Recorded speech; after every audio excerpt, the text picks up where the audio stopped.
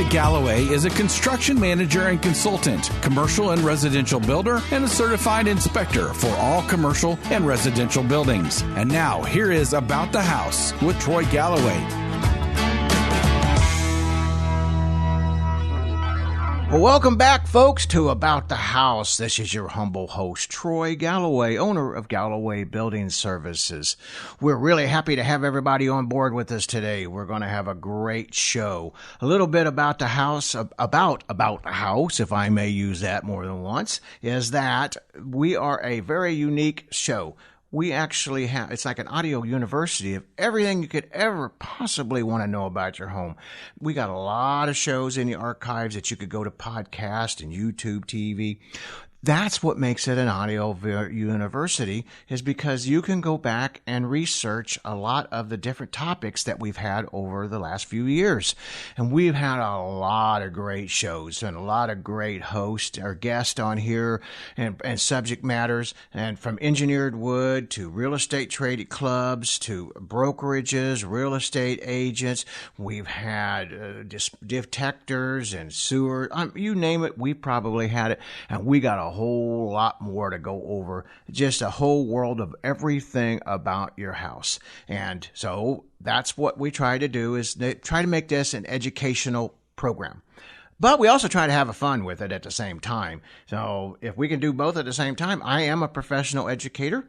I own Galloway Building Services. I'm the owner, which is actually a home inspection and building construction inspection company. Whether you buy and sell your home or your business, we do that. But also, I am a professional educator, and I teach. Actually, I teach at college. I also am registered with the Missouri Real Estate Board, teaching real estate agents, building science classes. So as you could tell, I really do enjoy the educational part of it. And if there's one thing I really love about this show a lot, is that construction nerds like myself, we can go back and listen to these things and listen over and over. And people like myself, if I find something that's really interesting, and I say it all the time, hey, grab your pen and paper, because you're going to have notes you're going to want to go back and look at. But a lot of times I'll have to back up and listen to this show and different things, because even when I do my research, there's this things I discover that I didn't even know. And I've been doing this now. Actually, I was just doing a quick estimate, 44 years. So I guess that kind of says that I got a little snow on the roof. But hey, like I tell everybody, heck, I'm just tickled I got snow on that roof, you know. The alternative is a bald mountaintop. But anyway, a little bit about Galloway Building Services. We talked about the show, but let's talk about Galloway Building Services a little bit. What makes us very unique, just like this radio show, is, we do home inspections, building inspections, but commercial inspections. Well, a lot of home inspectors, actually, they think they know how to do commercial inspections, but they really don't. They take a little bit, just like home inspections. They take a class, they become we call it a $350 genius. You know, you take a test and you know everything. Well, folks like myself that are out there in the inspection world, I'm a building engineer. Also, I have a master carpenter card. I have been a builder and still do a little bit of spec building, all these years, for over 40-some years. So, that kind of puts us at a very unique situation that other inspectors don't do. But what also do we do? Well, say if you got a problem on your construction job, and you want to make sure it's being done right, or you just know it's not done right, and you need to have a professional come in just to confirm what you already know. Well, we do it all the time, actually. We got several big jobs going right now just doing just that. We also do trip and fall. So say if you get hurt on somebody's property, or if your landlord maybe didn't take care of his property right and now it's unsafe, well, that's what we get hired for. We come in, look at it, talk about any kind of, it's a business, OSHA standards. We want to make sure if it's in a building that people live in, that it's safe for you to be in. We also do health issues, somebody getting, and it happens all the time. Somebody gets sick, and they keep getting sick. They can't figure out what's happening inside their house. you call us, and we can help you out with that. We also help folks out with, say, if you're getting a divorce and one party has to pay for the other party's part of the house. Well, heck, fire, you don't want to pay more than what the house is worth. But if you get an appraisal, an appraiser's only going to do what the national or the average of that neighborhood sells for, not if that house has not been maintained or if you got problems. So because we have the ability from our construction experience not only to inspect it, but to give a cost versus value analysis to the report. Now, for just nickels on the dollar, you can literally save yourself thousands of dollars from not having to pay for a house that, giving value to something that's not there.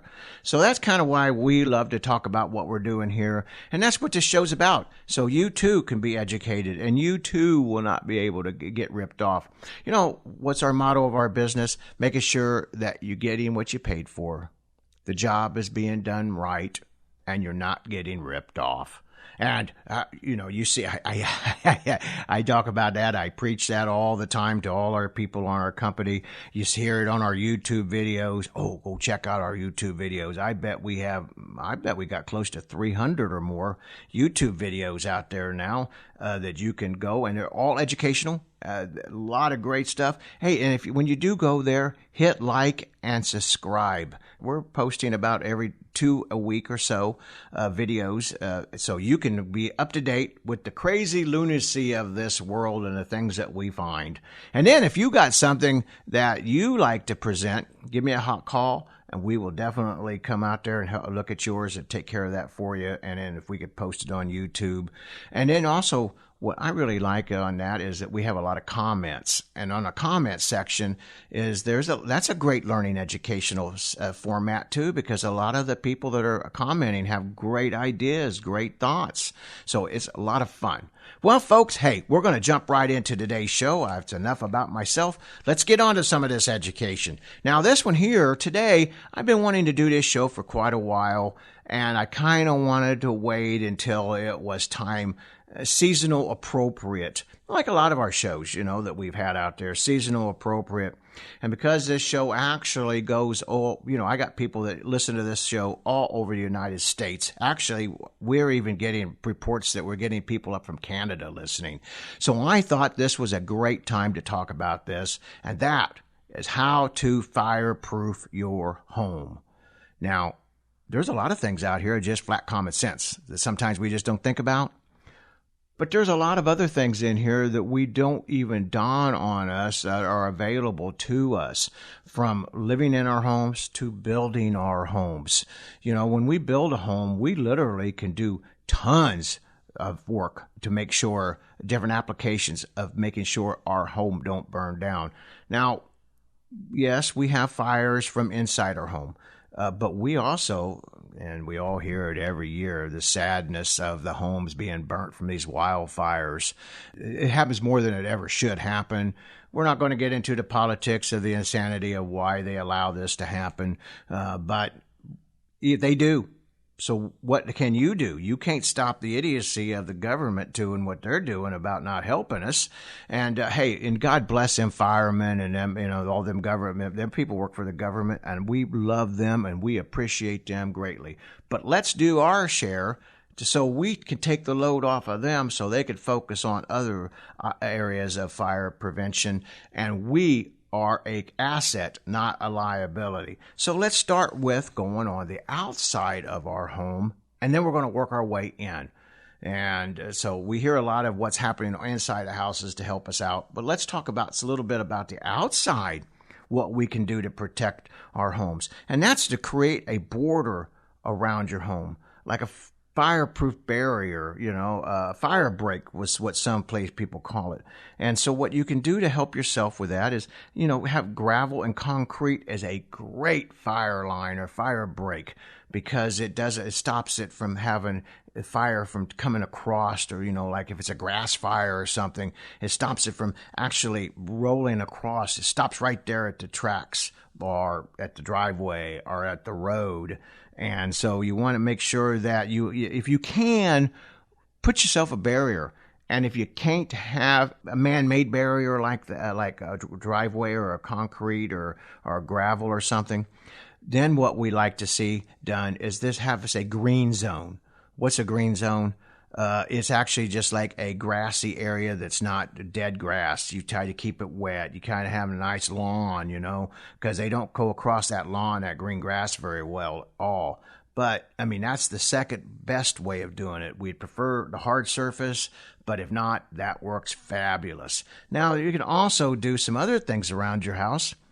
And this when I was doing my research, of course, I don't live in some of these areas, though I got family that do. But there's things that you could do out there, like, believe this, fire-retardant plants that grow close to the ground.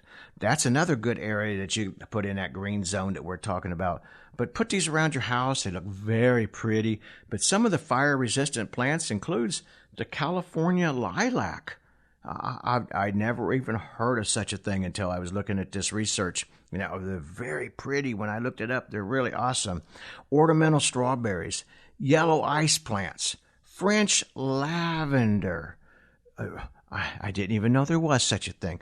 All of these just absolutely gorgeous. And there's a whole lot of these different plants that you can look up and put around your home. Some of us that live in fire areas, plus heavy deer populated area, there are absolutely plants that help us with our fire and help us keep the deer from eating our plants. Like I was out in the garden today.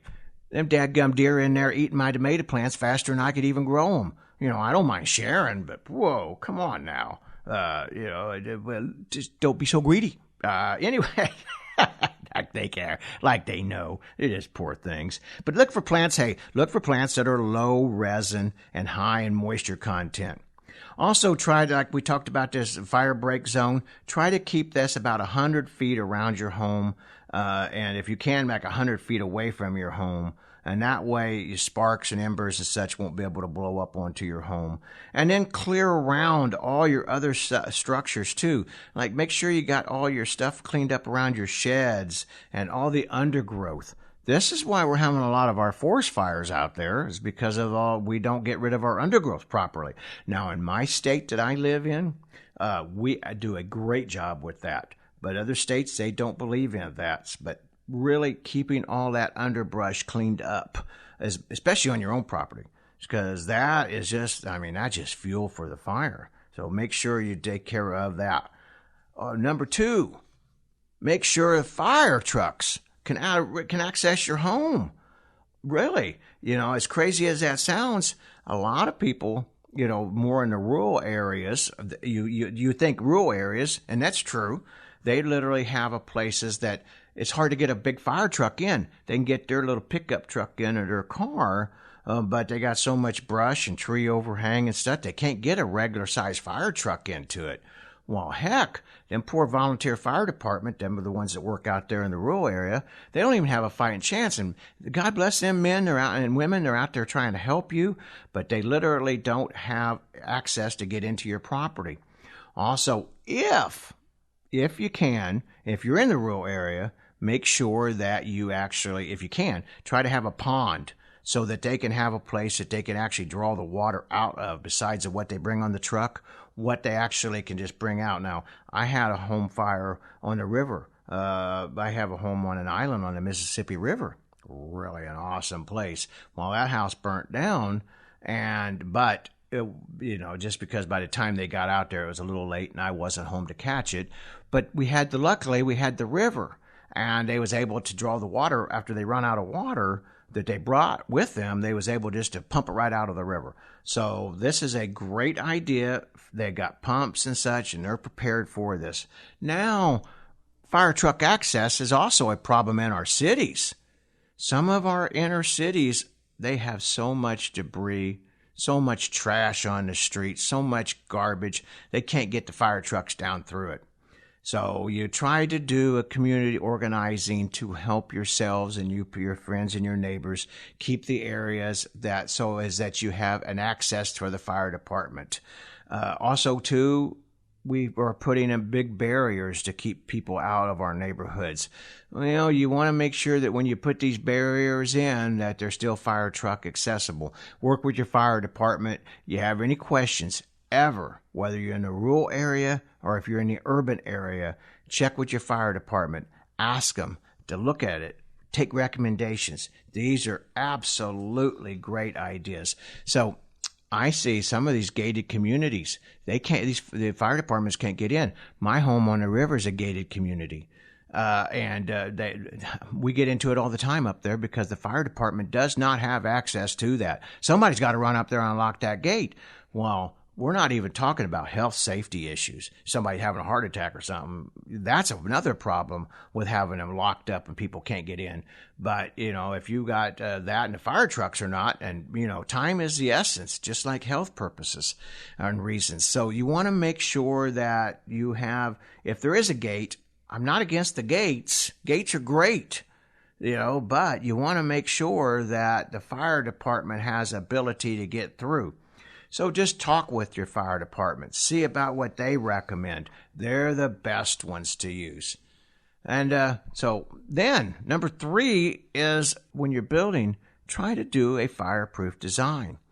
A lot of our old materials, building materials that I grew up with and what I used, for years and years, wow, they're just like kindling. They just burn like nobody's business. We're going to talk about some of that as we go along, but now we have so many different types of fire-resistant material. There's really no reason that we actually have to build and make our homes unsafe to be in. Think about some of that. We want to think about what we could do, not whether we're urban or rural, what we can do to be fire safe. Because actually, so you think, well, in the big forest fires and they're coming across, well, that could catch your house afire. And oh, absolutely.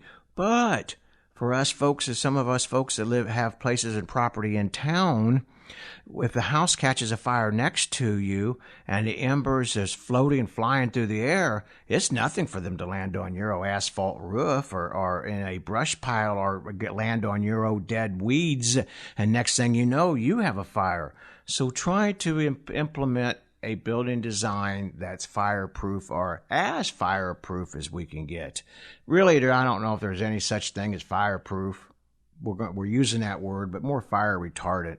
And them are the things, we want to think about. And some of that is some of the materials you can actually have fire-resistant roofing and siding.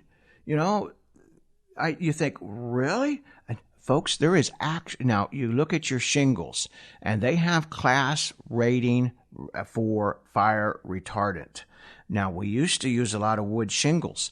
Then wood shingles kind of disappeared because they was nothing but a huge fire problem. But not anymore. You can actually buy fire retardant wood shingles. Asphalt shingles, which is like that's you talk about fire, them things really blow up on you. Well, they actually have, I know it sounds crazy. This is how great we've advanced. We literally have fire retardant asphalt shingles out there too. So think about that. We're going to talk about some of these other things like windows. We buck frame our windows and we frame our windows in with wood studs. Now, it's because basically we frame our houses in with wood studs, right? Today, metal is actually in competition with our wood because our woods went crazy high in price, but that's a short-lived thing. I got a feeling that'll balance out, and then metal will be higher. But at least use the best material for your home for framing. I can appreciate that. It costs a lot of money, but around your windows, make sure that you put metal around it. And then we're going to talk about a little bit about caulking too. And then fireproof around your windows, any kind of gaps and such with fireproof material. These are ways that, because what happens is that you got a little bit of like a chimney effect, and from the inside of your house to the outside, and that just sucks that fire right in. And for you folks that are older, you probably remember the movie Backdraft. Backdraft was a perfect example how the fire gets in behind the walls. Oh, folks, I should make that. That's a great movie to watch. Go back and look at that, because even though it's really not about fireproofing your home, it does show how fire is a living entity of its own. that you can, and so it talks about, the danger of it, yeah, but it also kind of shows you where you might think about doing some fireproofing at. Now, a lot of us in our rural urban areas, we have fire codes and things we have to follow, but you don't have that in the rural area, and then wherever codes are not being used, you don't have any of that either. So this is why this show is so great for you to be listening to. Also, now, I know I'm going to be stepping on some toes on this one, but I have to because this is really a huge problem. Wooden decks. We love our decks. I know I do. I love my covered deck a ton. But and it's a cheap building material, so that's why we use wood. But now we can literally get wood that's fireproof for our decks. Isn't that great? So decks, so we think about a fire. Where do we get our fire from on our decking material? Well, say for instance, I'm barbecuing on the deck and I spill something, or ashes get out, or there's a ton of things that happen out there. Maybe we got cicerella candles going to keep the mosquitoes down. Somebody knocks it over, poof. Well, that's a big problem.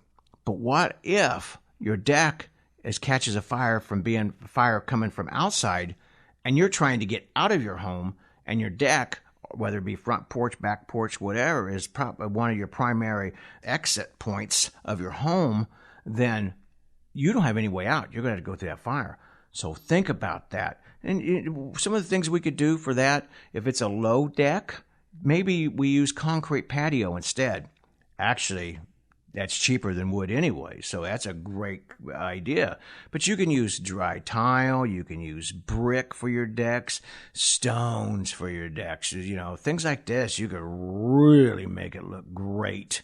And so you're enhancing the value, you're making it look prettier, and you're making it a heck of a lot safer for you, your children, and your pets. So think about that. Let's jump back on siding for a little bit. So years ago, when we talked about this on some of our other shows, and siding, I remember years ago, and I know I'm not going to mention your name out there, Jack, but you know what I'm talking about. So we had a house. We used to actually seal our cedar siding with diesel fuel. Diesel fuel, you think, well, that's insane. Well, yeah, kind of, but back in the days before we had all this great sealant, that was one of the ideas that we used. Now, at first, you got to let that diesel fuel evaporate, but the oils of the fuel impregnate into the wood, and it makes a fabulous sealant for our siding. But one time actually, it was the last time we ever did it. And we always told everybody, don't barbecue. Don't give it to 48 hours. 24 hours is probably sufficient, but we always said give it 48 hours to evap because in case of moisture or humidity or whatever for evaporation of the diesel fuel. Make sure before you don't do any barbecuing. Well, apparently somebody didn't get the memo and they caught their house afire. That pert air burnt it down. So, that's you can't. That's why. That's another good reason why we want to make sure that, accidents happen and we want to be fireproof. So think about that because these are great ways of doing it. So we do take care of all our wood treatment. Now, we're going to talk more about that as we're going into this a little bit further. But let's talk about reducing some of the fire sources in and around the home. We're all guilty of this at one time or another. But remove the debris from your roof and gutters. A lot of people have their gutters, they don't get cleaned out. And then they get leaves into it. And then they got little trees, or maple trees love to grow little trees up inside of there. And I got this on some of our YouTube videos where the folks are doing this. Well, when it's wet, okay, fine, no worries. But if it's not, and it dries out, and then you got some of the limbs and stuff that's fell onto the roof, and you just haven't got to it. All of this are areas that could literally burn your house down. So clean up your gutters. Clean any debris off the roof. Make sure that there's nothing there that could catch a fire. I want you to also do this. I want you to check for your power overhead lines. Now, a lot of our newer subdivisions are all underground, so that's really not as important for us. Underground lines are fabulous, but a lot of our areas still have our ugly looking lines that are floating above it in the sky. And so anytime you have a limb or a storm come through there and a limb falls on our power line, that could also cause a problem. Say, because now you got a live wire sitting on the ground sparking and Lord only knows what. And now a lot of our electric companies, they do a fabulous job of keeping it clean. They call them right-of-way areas. And so they try to do a good job, but they got it in a cycle. And they might not get back to you for a few years. So, because they can only do so much at one time. So you want to make sure that if you have anything, don't you be up there cutting on it. Contact the power company. They'll be happy to come out there to cut it for you. I know some of the power companies, when they go out there, we have a rural area. I'm not going to mention the rural company here, but it's the largest rural electric company in the state of Missouri. Them folks are horrible about their tree cutting. Oh my star! Last time they went through there in our area, they literally cut everything. They cut things down that didn't need to be cut. They left things in the way. They left safety hazards. So yeah, I know there's drawbacks. Stay with them. Keep complaining. Sooner or later, you get them to get over there and take care of it. But that's just a small drawback to your house catching a fire. So watch for the power lines. Great idea. Now also, let's think about inside our house. Let's start decluttering our home. You think, what? The more stuff you got in your home, the easier it is for the fire to spread. So if you got an inside fire or you get a spark that gets into it from the outside, it just goes right through your house. And if you got, believe it or not, a lot of people got a lot of paper and especially as older people, in my generation, we count our old files and such. We got boxes and boxes of files, from business to taxes to everything. Pictures, all this stuff. And so declutter this. If you can, try to digitize it. That helps that. Clothes. A lot of folks literally have clothes up on clothes up on clothes. And they spread that fire through there. If they don't fit or they're too old or, yeah, and I know my wife's going to laugh when she hears this. Because I probably got some of my 1970s clothes. They're out of date. They look stupid anyway. You'd never wear them. You probably don't fit in them. Just get rid of them. And besides, you're doing a favor not to yourself. You're doing it a favor to whoever could maybe recycle these clothes. So it's a win-win for everybody. Go through there to take care of that. Go out into your garage, and talking about decluttering. That garage is one of the major hot spots of catching a house afire. We were not going to get into a lot of that right now, but you want to make sure, we got our lawnmowers in there. So that means we got gas appliances, gas machinery in there. We probably got our gasoline in there. We probably got our oil for our lawn equipment, or maybe for our cars. When we are running our cars in there, which a lot of folks run their cars in the wintertime, to heat them up before they get in there. It makes sense, right? Well, you want to make sure that you have that all. Keep your doors open for one while you're running your car. If it's a gasoline combustible engine, make sure your doors are open. But that's not for fire as much as that's for carbon monoxide. But you want to make sure that it's safe. You got your door going from your home. We got fire-rated doors that goes from your garage into your home. Actually, the same fire-rated doors can also be applied from your front door, your back door, coming off your deck. All of this, great. Hey, this is great ideas and really will help you a tremendous amount, saving you. We got drywall going from our living area to our home in our garage, and that's usually a fire rated. We're going to talk a little bit about that as we go along. But these are hot spots that you want to make sure is good to go and safe. People say, well, Troy, I have an electric car. I don't have that problem. Oh, yes, you do. You might even have a bigger problem, because that electricity is definitely, you get a little spark from that, bang, you got it. You might even get that for just as fast or faster than your combustible engine.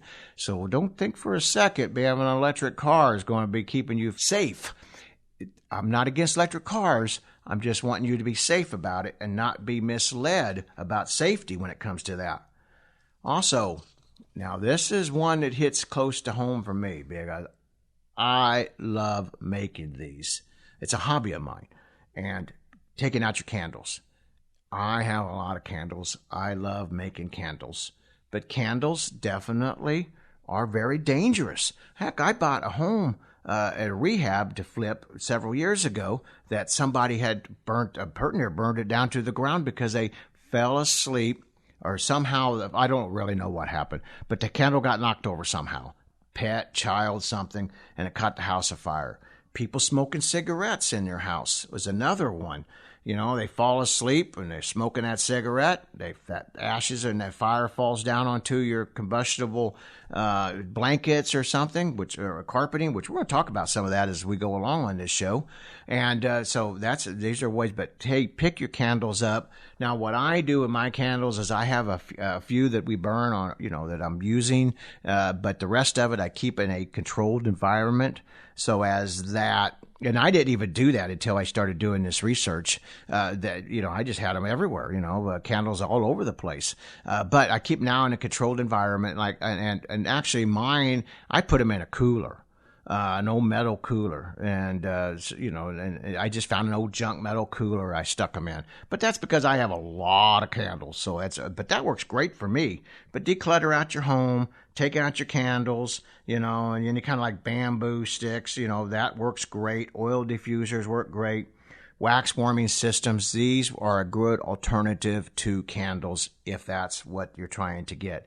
I think candles are great because in case of a power emergency, you can have them. And actually, I talk about that on some of our shows about emergency use of what to do during disasters. So I'm not saying don't have them. I'm saying just think about what you're doing when you do have them so as that you don't get caught and have a problem. All right, now we're going to go over to one that really is a big issue, and that is cleaning out your dryer lint. Now, I did this research on it, and I've been told by fire departments for years, the number one reason houses catch a fire is from lint. Lint is so combustible that, here's a good tip. What we do is we take that lint out. Now, I think you should take your lint out every single time you do a drying of a new load. It's easier for your dryer. It's going to save you money for energy, et cetera, et cetera. But I take this lint out and I stuff it inside little toilet paper holders, your little cardboard holders your paper was on. Great fire starters. That's just how combustible that stuff is. Poof! That stuff, it just takes off and it gets hot fast. So, great fire starter, but you don't want it to have built up. Now, not only do you have that, good tip, right? Get a pen and paper out on this one. It's not just your dryer that has the lint in it. You also have lint in your dryer line going from your dryer to the exterior. And a lot of it gets caught upon your exhaust vent going out of your house. Look at that. See what it looks like. Keep it clean. Yes, it's going to help your clothes dry faster. It's going to save you electricity, and it's also going to help save you from burning your house down.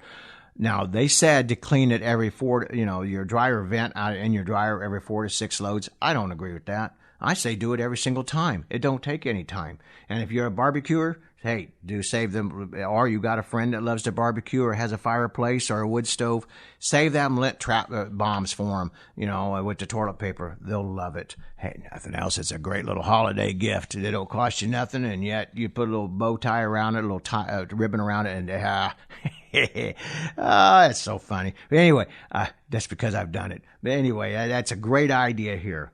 And then let's talk about a little bit about our electricity as we're going along with this. I know I'm throwing a ton of stuff at you folks, so that's why you need to listen to this show several times over. But if you're constantly tripping your breaker, well, that's telling you got some electrical issues. And that means that breaker is overheating over there. It gets hot when they trip like that. You're drawing too much electricity out of it. So either call an electrician to correct that electrical issues. And if you don't have the money for that, then I would like to see you at least break it down. Don't put all your load on that one. Put your microwave on one, and then put your your crock pot or something on another one. Try to break it up into so you got different breakers, so as that you're not overloading your service. Also, I want you to look around and make sure about your electrical. Make sure all your plugs are good. Reach down there, make sure they're not loose. Your outlets, your switches, make sure they're not loose. If you have a loose outlet or a loose switch when you turn it on, every time you push or you pull on that outlet or that switch, you're loosening that wire up a little bit more. And every time that wire, and that's what causes fire, is that little spark. Because when that electric has to make that arc and jump across to hit the power, that creates a higher voltage. That also actually creates a bigger hazard for fire. And when you got the dust and everything behind the walls that you already automatically are going to have, from natural living in a home. So these are great areas to watch out for. Also, we all do it, I know, but try your very best not to put your extension cords. Try to not use extension cords. But if you got to use an extension cord, which we do, try not to put it underneath the carpeting. Because if you put it underneath the carpeting, it could be getting warm. You might be overloading it, and then you got another fire hazard. These are good, simple tips to make sure. Make sure the outlets, the end of the plugs, or that on your extension cords are all safe. Because that could be, not only could electrocute you, but it could also be a fire hazard. So good wires, good plugs, good outlets, all putting the right amount of power to it. Now, we're doing a lot more out there for safety issues on our newer homes when it comes to electric than we used to. But for most of us don't live in a newer home. Most of us live in an older home. So we got to make sure that we're being heads up and paying attention. All right, now here's another one. Replace any suspect appliances. Say if you got a light, or, I'm just using that as an example, and, you're putting that bulb into it, and it seems like, how you turn it, and it seems like that all of a sudden my outlet, that my bulb fits into, my fixture is loose. Well, that's a fire problem. Get rid of it. Unless you know how to repair it, get rid of it. You don't need to get in trouble. You don't need to get hurt. Also, a lot of times you can smell if it's overheating. It smells funny, especially if it's an appliance. And if appliance is not working correctly and it's burning, I have inspected a lot of properties wherever the appliances were making a bad smell. And you just knew that there was a little electrical issues. Them are great places to make sure that you take care of. So, and now also, our lighting, when we're on electricity, let's just stay over on our lighting for a minute here. Like in our closets. We used to have we still do have a lot of incandescent bulbs out there. Incandescent bulbs are old-fashioned light bulbs that, I love them. We all do. They're cheap to make, but they get really hot. And actually, some of us, and we all have done it, probably used them for like a heat lamp or something in areas. Well, that's because they do get so hot. Well, if that's in your closet and you have clothes that are close to it, then put a globe over that light. Don't put so much clutter around that light. And sometimes what happens is we get so much clutter in our closets that even though it's fine now, when I shut the door, then it falls over and it's laying right on top of that light bulb. And there you go. You created your own fire. You burnt your own house down. LED lights are very low heat. They're great to use in that application, especially in closets. It's going to save you money anyway in the long run. But any place that it's getting close to a wall or any fire combustible areas, make sure that your light bulbs are, if you can't use LED, at least use some sort of safety device so the heat doesn't transfer over into it. So think about that. All right, now we're going to talk about a little bit about the furnishings that we have in our home that are made from natural material. A lot of our modern furnishings are made from synthetic materials, and they're derived from petrochemicals. And petrochemicals, oil products, very much burn. Actually, I've been told by the fire district. Now, I'm just telling you what I've been told. I've never done a lot of research on this, but more people die from smoke inhalation than they do of being burned alive, because these houses, when they catch a fire, oh, they stink. That carpeting burns. It puts out a poisonous gas. A lot of our furnishings, our cabinetries, and paints or stains, a lot of our old stuff, when they burn, they put forth a horrible smell that could literally kill you. And, folks, that's just nothing that we want to see. So, or even be around. And, it's gross. And once it lights, it just goes crazy. It's not just burning, but it's like an accelerant on your stuff. So think about that. Think about trying to use when you can, like on your flooring. If you can use it, try to think about tile, the stone. There's all kinds of other products out there. We actually have now a lot of fireproof flooring material. We have fireproof carpeting now. Really? We honestly got fireproof carpeting. We even got fireproof paint, to help stop any, the fire from spreading. Think about all these little trick ideas whenever you're building your home, or you're even just remodeling your home. That will help you tremendous. So think about that. And, the toxic fumes is one, but also, the other of burning up and spreading the fire is the big one too. Next one. Practice safety with space heaters. Space heaters, especially the old electric ones. Oh, every single year we hear people's houses burning down because of this. We hear people's houses burning down during the holiday seasons because of these electric space heaters or the kerosene space heaters. Another one that burns a lot of houses down? For us people that love to cook, this is going to be one we don't want to hear, but we do love to deep fat fry our turkeys, right? I do. My family loves a deep fat fried turkey. Well, don't do your deep fat frying on your deck, or anywhere where it could actually catch a fire. For one, you got open fire, and then you got a big old pot of grease that's hot, 250, 300 degrees. Folk, you can just imagine if that gets tipped over that fire, just how fast that fire spreads on your deck, anything. Now so you got I got a fireproof deck, Troy. No worries. Well, hey, I got all stone. It's not going to hurt anything. Well, yes, it will, because it's not burning that part. It's burning the grease that goes straight to your home or right to the fire where your house could catch a fire. So these are things that you want to make sure that you're taking care of. So these are some of the items that we need to be looking for. But let's talk about now safety features of our home. Well, we talked about fire alarms, smoke alarms, and other shows. And so go back and talk. I'm not going to get a whole lot into that right now. But yeah, that's a great place to go to check out for, to check for different fire issues or smoke. I shouldn't say fire issues, but for alarm systems. But make sure that your smoke alarms are working properly.